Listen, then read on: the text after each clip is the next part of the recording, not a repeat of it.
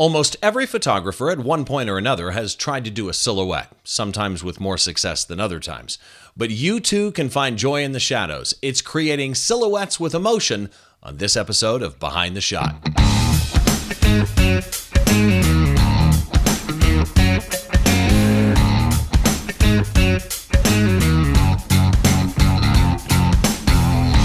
Hi, once again, welcome to another episode of Behind the Shot, the podcast where we try and get inside the mind of great photographers by taking a closer look behind one of their shots, from conception to completion, and all the challenges and stories that happen in between.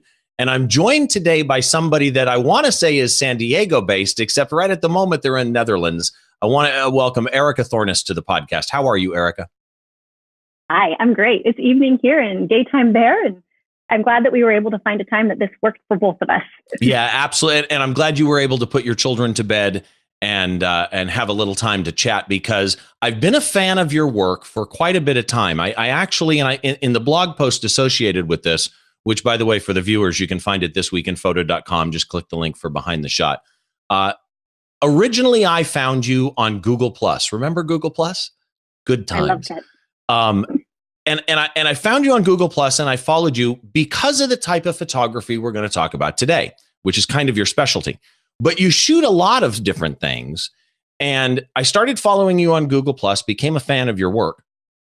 And so I've wanted to get you on for a long time. So it's really nice to have you on. Let's tell people a little bit about who you are and what you do. So you're generally San Diego based. You're in Netherlands for a few months. Explain to people the type of things that you shoot, the variety of things that you photograph. Well, it's a very strange combination. I like to say I shoot in, with, and underwater. So I live in San Diego on the beach, and so I use the beach to my advantage, and I love shooting around there. I'm also an underwater photographer, and I'm also an event photographer. So I know Alan Hess, and we talk event photography all the time, one of your former guests. And I know Brett. It's just amazing to have that combination of specialties. But it fits, because I like to capture joy. And so I capture joy on the beach with silhouettes. I capture joy and excitement and fun things in the pool. And then I capture memory and joy of event photography. So I just like to create something a little bit different and a little bit something that you'd want to hang on the wall for like 50 years. So I don't want to do the standard traditional family shot of everybody smiling at the camera for family photography. I try and take it into another level. So either we'll have families in the pool underwater, or I'll take them to the beach in silhouette. And it's kind of amazing how that started. And it was out of almost laziness on my point. My children, I have 3 children, and they're young, and I don't want to get them dressed up in fancy clothes to take their photos. They don't want to get dressed up in fancy like any parent. That the dread of any parent is going to a family photo shoot. It's not the shoot, it's the getting them dressed up. Oh, it's a pain. It's so hard to coordinate outfits. And I didn't want to put that kind of pressure on my kids. And I love to shoot, and water relaxes me and the beach relaxes me. So I would just bring my camera down to the beach, and I would just take pictures of them on the beach. And if they're shooting in silhouette, you don't have to worry about wardrobe choices. So that's actually a good point. It's funny. I was thinking of a show title for this show, and I haven't come up with one yet, but really what I see in these shots is invisible models, right? Yeah. It's the human form. It's the old saying, when is a door not a door? Well, when is a human not a human? When they're a silhouette. It kind of frees you from, it's like a black and white removes the color and therefore lets you focus more on shape. It's the same thing here. Removing the face, removing the detail lets you focus on the intricacies of the human form. Yep, that's exactly it. And you have to focus a lot more on the shape and the movement of your subject. And you have to look at how their gross body movements and their tiny details affect the emotion that the image portrays. So it's a lot more complicated than it looks, because you have to, body positioning is far more important than with a traditional photograph. Yeah, that's actually a really good point. And I should say, really, your specialty is silhouettes. But kind of, to me, in my head, the way to describe you is you are a family portrait photographer. You just take really unique family portraits and children portraits. But like you say, you do beach shots, you do underwater. You mentioned Brett Stanley, who was a previous guest as well, with a beautiful underwater shot, and an event photographer, but you're also an educator. So you do workshops, and you're a lynda.com teacher. Author, yes. And it's because my favorite aspect of photography is teaching other people to preserve their family memories. I mean, I love photography because I have this sense of I want to figure out how to do it. And so I dig in deep to specific subjects until I can learn every single. I dig in specifically on subjects so I can learn every single detail about them. I dig in really deep. And then with this knowledge, I just have to share it. And Right. so, and I really love watching the inspiration, and I really love watching the joy in people's eyes when something clicks. And so that's what drives me. So I love educating the beginner and the hobbyist, not because it's easier, but because that spark of creativity and the amount of the aha comes a lot more rapidly. And also it's like, if you just give them a little bit, it excites them and spurs their creativity so they can go off and do this on their own. So I do all my photography I try and do with limited gear. I could do it on almost any camera you hand me because I want it to be accessible to anybody who views my classes or courses. And you have, if I'm not mistaken, you have more than one class on Lynda. Oh yeah. Yeah. So I have. But you've also worked with, aside from Lynda, name the classes really quick if you know them off the top of your head. Okay, so I have one on editing photos of kids in bad lighting. So if you take the kids to the park at like 10 or 11 a.m., how are you going to do that? How are you going to shoot them to take nice photos of them? I've got one on preserving and archiving your family memories, because that's that whole thing of preserving memories for future generations. It's very important to me.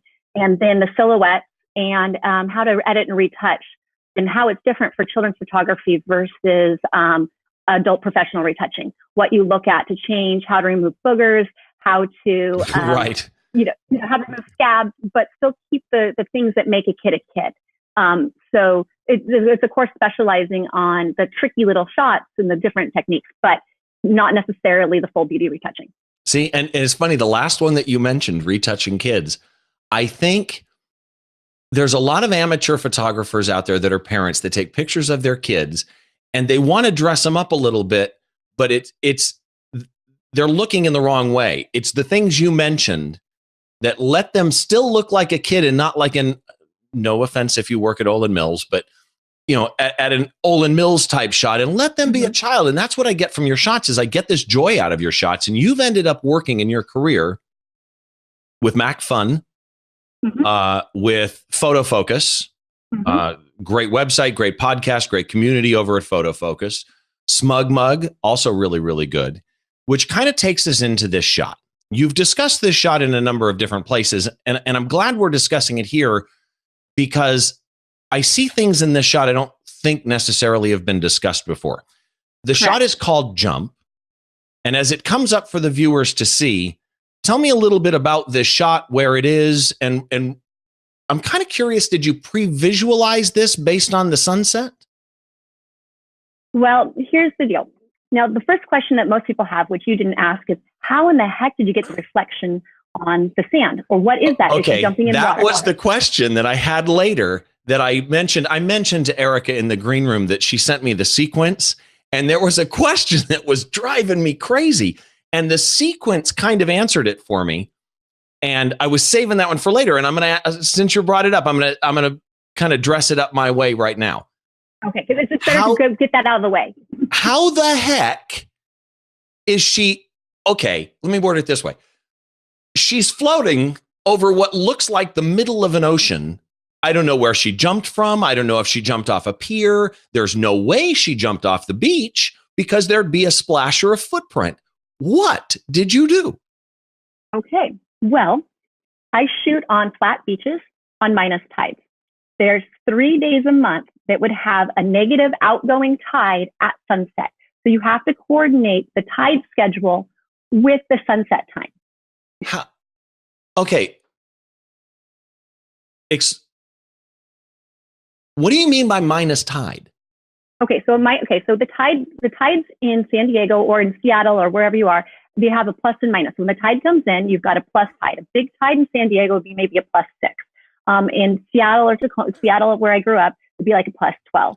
A minus tide is where it's below what the normal low tide would be. A normal low tide would be 0. So I look for a negative tide, which is a -1 or a -2 in San Diego. In Seattle, it'd be like a -10. Right? They have a bigger swing there. But in San Diego, -2 tide or -1, you get this vast, long expanse of wet sand beach. And so that's the ideal time. So when I'm booking clients, I will give them a 3-day window. I said, we can shoot this day, or this day of this month. I will call you at a half an hour to an hour before sunset and say, we're going now. My clients will then go, okay, we're on, and we'll go. I will call them some months and say, all right, today's not the day. The sky doesn't look good. We're going to try again tomorrow. And so I'll give them that 3-day window that we can actually do these shots on the beach. How do you, oh, this is intriguing. Okay. Because that's the thing. As the viewers are looking at this picture, I want you to think about the fact that it is a perfect reflection of the entire sky and the child that's jumping, right? You've even got the horizon line in the middle, which many people say the horizon line shouldn't be in the middle unless it's a reflection. And this is almost like a Photoshop reflection. Part of me wondered if you did this, flipped it in Photoshop. Nope. It's such a brilliant, wow. So how do you know when it's minus tide? You just check, there's apps. You can just look on the line, Google it, just Google tide chart, and it will come right up, and you'll have the schedule out for like months on end. So if you want to get a shot at the beach with the reflective sand, you have to do them. You can do an outgoing tide, but the minus tides are better because you have more space with wet sand to deal with. So anytime the tide's outgoing, you will have a period or a space of that wet sand.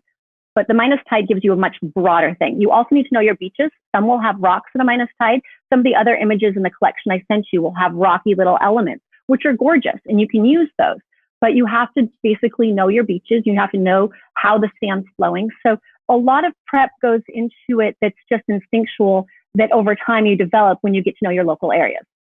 This is, okay, to people who shoot at the beach all the time, my apologies, because I sound like a complete dork right now, but I had no idea that there was plus and minus tide. And I've gone to shoot the Rock at Morro Bay, for example. Mm-hmm. And I wanted that watery, wet sand in front of it. And I couldn't figure out how to shoot watery, wet sand. Well, now I understand.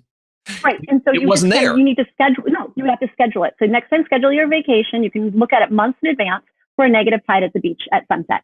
Wow. You also want to do that for tide pooling. So if you want to do your tide pool shot, you want to do it near sunset or near sunrise. And so you have to find a beach that's open around sunset, because a lot of times they close depending on the, on where it is, that will have tide pools. And it's best, I love catching them around that sunset time. So you have to find negative tide at sunset, which will happen 2 to 3 days a month. So there's going to be some viewers that want technical information on this shot. Yes. It's at Torrey Pine State Beach. And based on what I looked up in EXIF data, you used, for this shot at least, a Canon 7D with one of my favorite crop sensor only lenses, which is the Canon EFS 10-22, right? Correct. Okay. And it is the most amazing lens. You know what? It's super light. It's not built like a tank, but it's super light and it does a killer job at shots. I use this at concerts for years and years. The optics on it are L glass quality.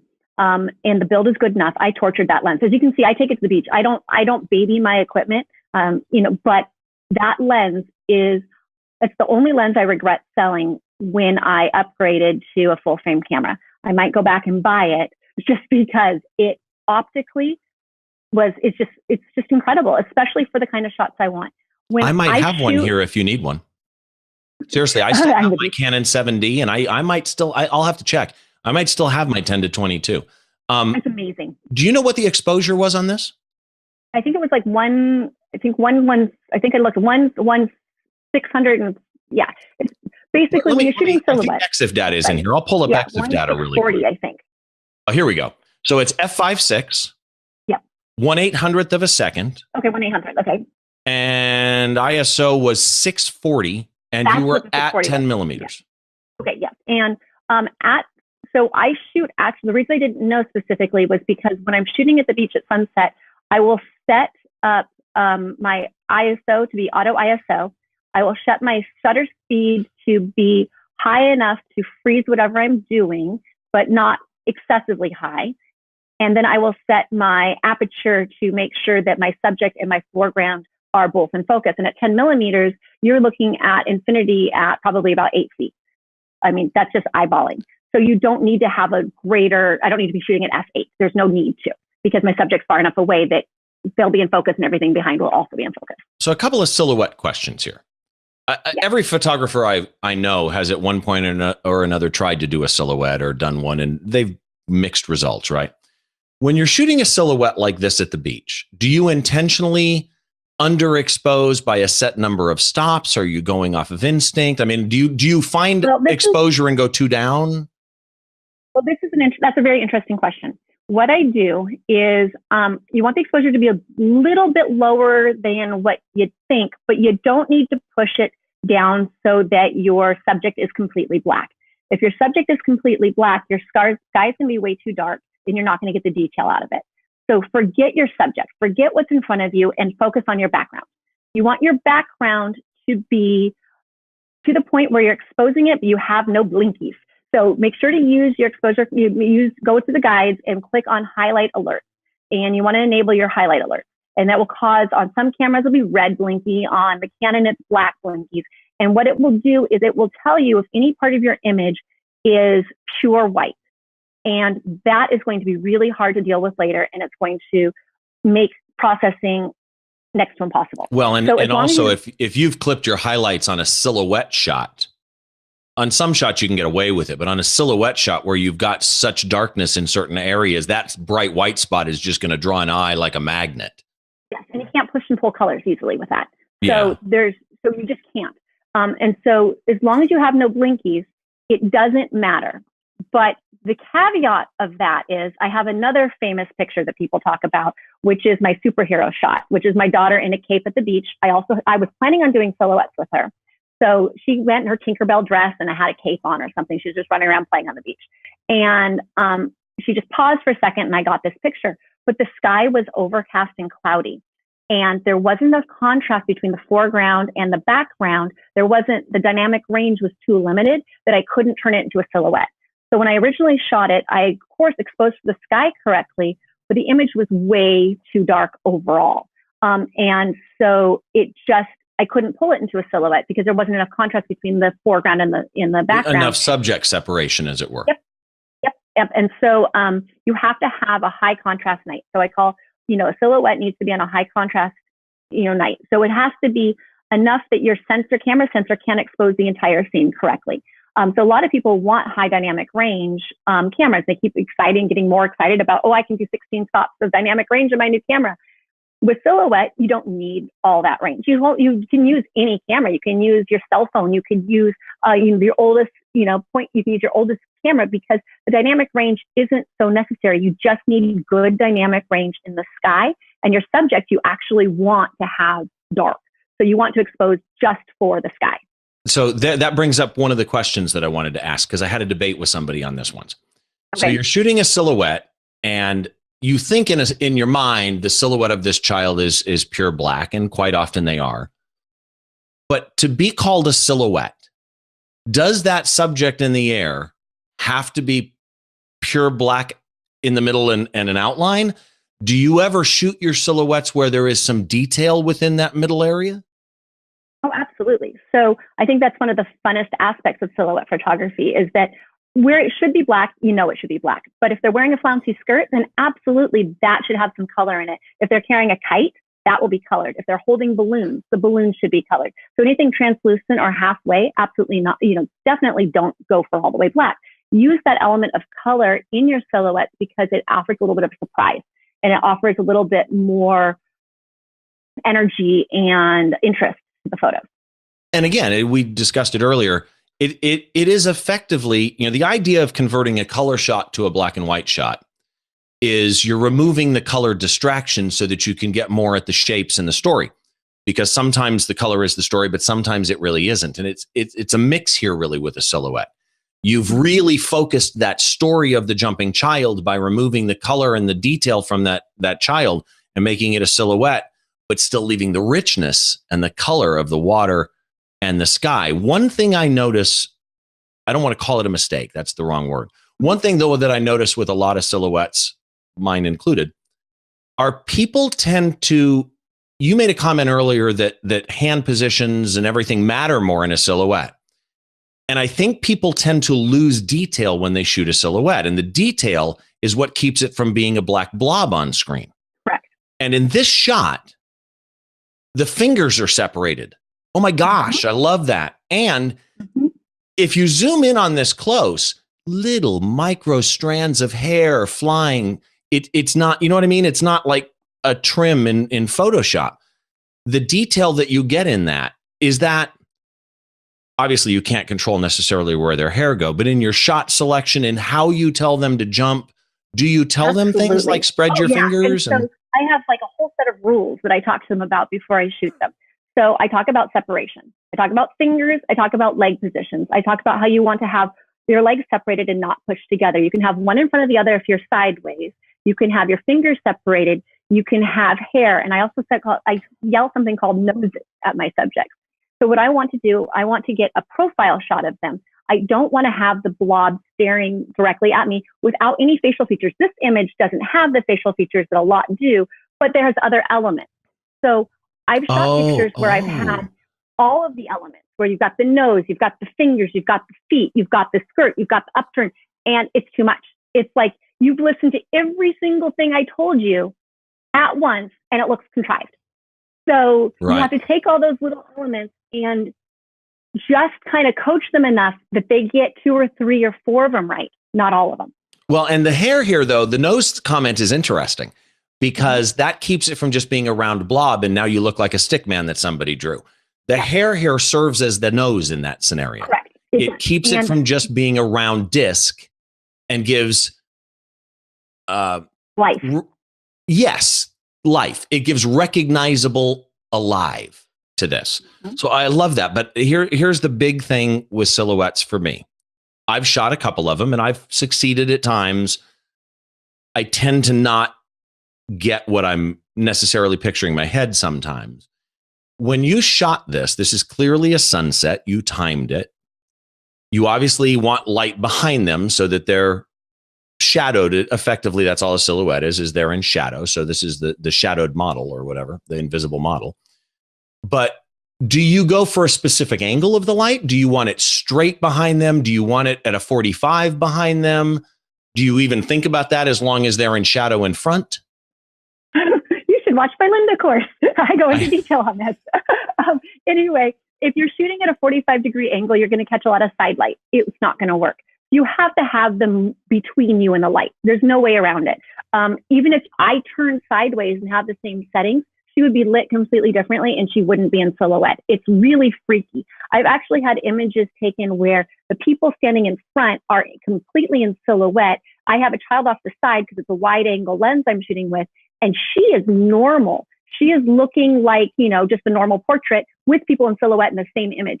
So placement of the people makes a huge difference. If any light fall hits them from the side or from the front, to your sensor, then you're screwed and you can't get a silhouette at all. So really it's an eclipse. You're sticking them between the sun or light source, whatever that light source is, and you, as though they were an eclipsed moon. So let's move to post a little bit. And actually this question kind of straddles whether it's post or not. It may not be. I love the light fall off on the water. So you see her shadow in the water, no question, it's there. But the light so beautifully trails from those nice warm colors to the cool colors and into shadow in the water. It doesn't do that in the sky. So I'm wondering, did you burn that down or gradient that down? Is that a natural light fall off? I pulled it up 2 stops. I'm actually thinking about getting ND filters, gradiated ND filters, so I don't have to pull up 2 stops on my wet sand. The wet sand is darker than the sky. Just the natural tendencies of the sand and the ground are usually, depending how the light falls. If you're shooting grass through, then it will light from behind and it will do that element of color. But if you're shooting on the wet sand, it's quite dark and you're still getting the reflections there. But I usually have to raise my sand at least a stop, or my water at least a stop to get that good color. The fall off is all natural. It's just how the sky comes over the top and over the back of you as it's hitting the sand from the angle you're at. What I do, which you didn't mention, is I am belly crawling on wet sand when I shoot these because you're laying down for this? Oh, absolutely. I am on the sand, belly on. My camera's maybe 6 inches from the sand. I just position my camera, yeah, here we go.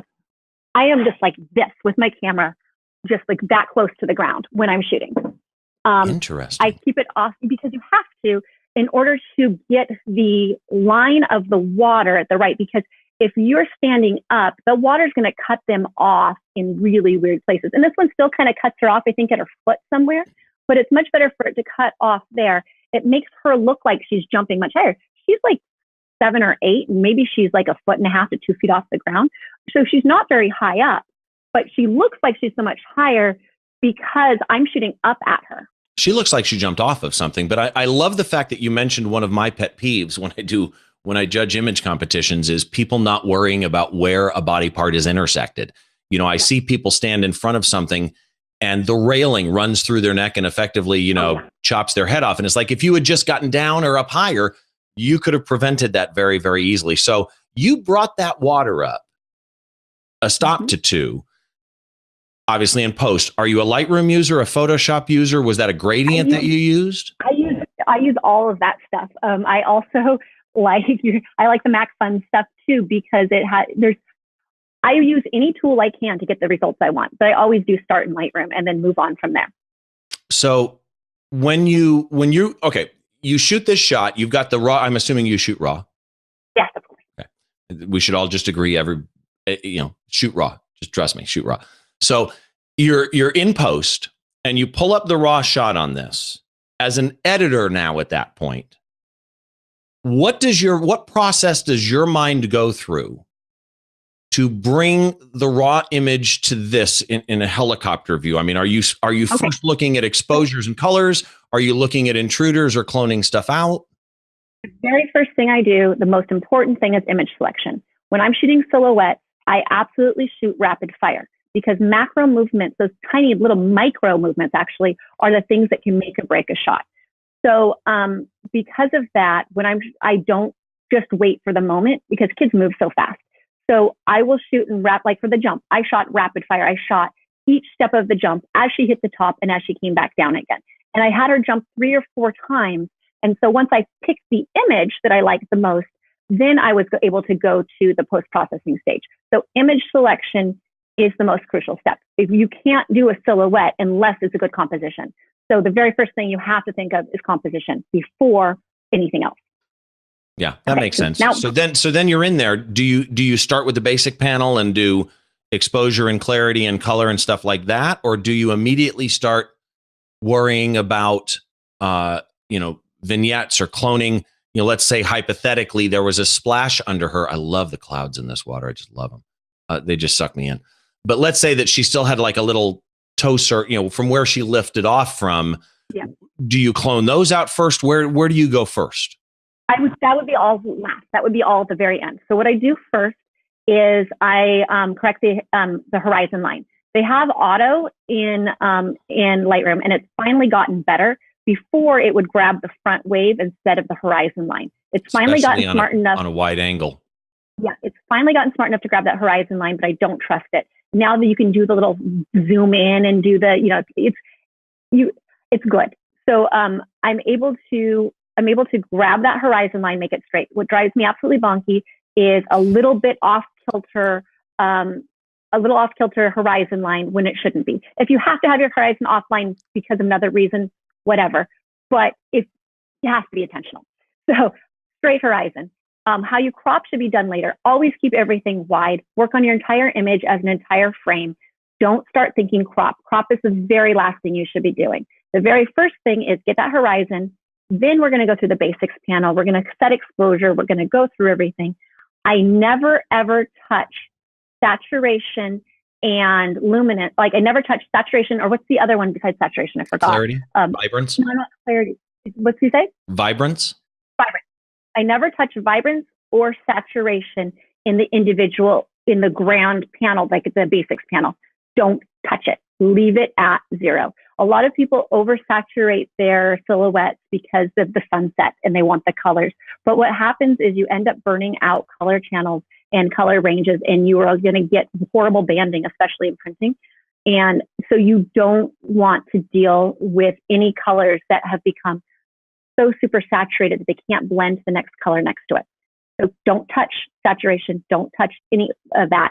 And then you can go down to the panels underneath and individually change the color saturation and the hue and the luminance of each color of your silhouette individually. That's where you want to play with it. And you have to be really careful, and you want to touch it over, because if you go too far, you are going to get horrible banding, and it's just going to become distracting when people look at your image. Some images you can pull a lot further. Some images you can make look like radioactive, and they're so lovely, but it takes a very rare sky to be able to make look radioactive without making it look cartoonish. So you have to, like, this one looks natural. The picture looks like it did in my eyes when I was there at the beach. But it doesn't look like, but when I got the raw image into Photoshop, it was dull. But that's the images with raw. That's why people like shooting JPEG, is they don't know how much more you can pull it and push it. So if you're having concerns about that, I recommend changing your camera to live view and playing with the Kelvin temperature while you're looking at the sunset, and find one you like. And you can shoot JPEG plus raw, so you have an idea of what you are seeing and what you're capturing are the same, and you can bring that raw file back to where that JPEG was. So you can have that JPEG as a sample. But playing with the Kelvin temperature in live view allows you to color correct and change on the fly while you're at the beach. So my color correction, I don't usually have to do too much when I'm back, because I've set the Kelvin to where I want it. While you were there, you know, one thing that I'm sitting here as I'm listening to you and I'm looking at this shot, and something else jumped out at me that's a pet peeve of mine, because you mentioned slanted horizons, which I'm the same way. I see concert photographers do that all the time, and I think to myself, that drum set would be sliding off the stage. I'm sorry, that doesn't work for me. Is head in a clean spot. There's a lot of clouds in this sky. There is one spot in this sky where her entire silhouette could be and not really intersect a cloud, and you nailed it. And then her hand just touches the edge of that one cloud stream. Really well composed. I mean, just, which is what you do, but just really well composed. Just a millimeter of difference of turning your camera and your lens. It's just, but you have to look. You have to look alive while you're shooting. You can't not look through. Like, I don't actually chimp much while I'm shooting. I'll look after a sequence or something like that, but I am so focused on her movements and the positioning of things while I'm shooting that I don't think about anything else. So if somebody wants to see more of your work, and I'm like usual, there'll be a gallery with the blog post here of more of Erika's work. But if people want to see more of Erika Thornes, where do they go? Well, I'm the only Erika Thornes in the world, so I can't hide. Are you serious? Well, that's kind of cool.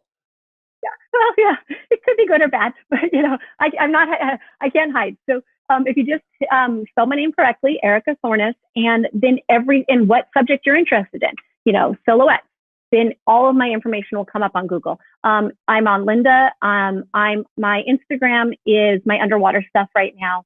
I have a website, erikathornes.com. I'm based in San Diego. When people email me, because my passion is helping people, I will connect you up with what you need. So I'm not famous enough that I'm getting 50 emails a day. So if I get 1 a week or 3 a week, I can absolutely answer and respond and lead you in the path you want. So feel free to reach out and ask me any questions, and I will say, oh, here, look here, find this resource here. And so I'll send you on your way, but with some new information that might, you know, guide you. So just Google me. I mean, that sounds funny. If you are a Lynda subscriber, go to Lynda and check out her classes. If you're not a Lynda subscriber, it is one of the best places for education for a number of things, photography being one of them, but creatives. So head by and check out her classes there. And it's Erika, correct, for the spelling of Erika, Thornes, Thornes, and .com. So go check her out. And Erika, thank you so much for being here. It was so much fun. I could have talked for another hour on this subject. I know. And you brought up a good point, and that is, it would kind of be cool to get you and Brett on to talk underwater photography at the same time together. Oh yes, because I think we just go back and forth. We've already been doing that. We were doing that today over IM, just going, well, what do you do here? What do you do here? Oh, I do this, I do that. And we just got we were both inspiring each other and showing each other how we do things slightly differently, but the same. So it's great. But as a final note on silhouettes, get low, focus on emotion, focus on shape, and don't worry about pulling your black solid black while you're shooting. Worry about that in post. It's easy to fix. Just use a brush, paint on down exposure. Well, again, thank you so much for joining me. I really appreciate it. Keep in mind for the viewers that there is a blog post associated with this. As usual, it's at thisweekinphoto.com. Click the link for Behind the Shot. That'll take you there. I'm your host, Steve Brazill. You can find me on social media, Steve Brazill everywhere, same as the country Brazil, but 2 L's. Steve Brazill Photography on Facebook, though, but Twitter, Instagram, whatever it is, it's Steve Brazill. Hope to hear from you there. Don't forget, we've got the new TWiP Pro. You can go check out TWiPPro.com and get into the conversations there. That's it for this episode of Behind the Shot, the podcast where we try and get inside the mind of great photographers by taking a closer look behind one of their shots. We'll see you next time.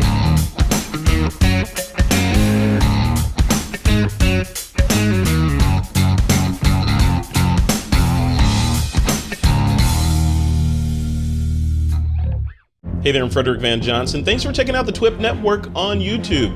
If you'd like to keep up to date with the shows we're putting out, be sure to click subscribe. And while you're at it, give us a thumbs up. You can also subscribe on thisweekinphoto.com, where you'll find lots of other great photography shows. Thanks for watching the TWiP Network on YouTube.